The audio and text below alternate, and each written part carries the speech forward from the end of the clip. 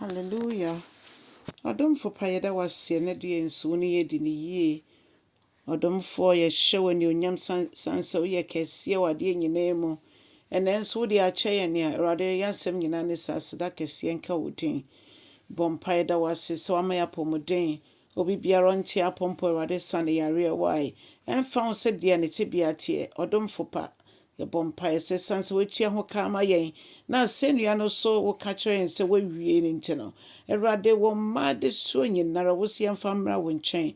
Anope ye pagya ne nyina ba wonim. Obi biara ho amane kwadanda ne atete bi nkrata asam ne bibi biara ama obi tete. Ye nyankopon wa we asomdwemafo. Ma o ma asomdwe na yi wo ma yi efi o haw ne amane nyina mu. Boa yen ne ntimi nante nso weni. Wasama ye betie nso ye bompa se kasa kire yen. Ewo Jesus Christ dim ne abompaye. Amen.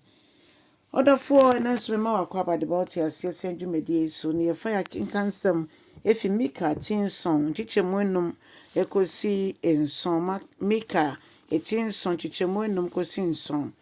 O say enyi obi eni fa onre nhye obi emu empo wadamfo pampo anasa wo yire na wo ba wo papa wo baba wo baberma wo papa wo maame wase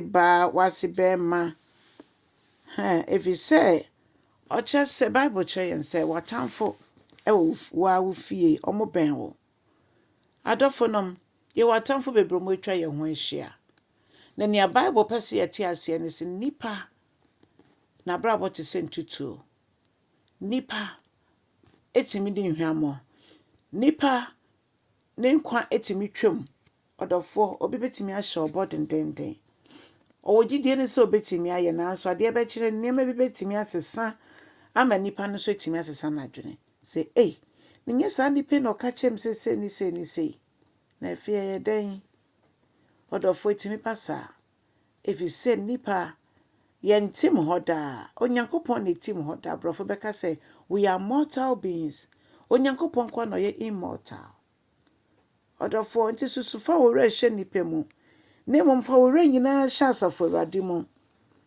sususa wo de wo re ehye wo ba mu sususa wo de wo re ehye wo yire mu ai nipa biara mfa wo se de obaye no betimi de yehwamo obi betimi ahye de hwamo obi nso wo ho a onhye da nso tibie bi nti eseso se tibie odi hwamo esida netimi manipa ni nipa ntem kura eye basa ne momono yehwe nsichemu nson ne de o se me de mehwe Awurade eho na memmoa efiri beba memmoa nyina afiri Awurade nchen na metwen Awurade mede awerehwemu ne ahotoso akokudro betwe Awurade se obejime na menim se me Nyankopon se tie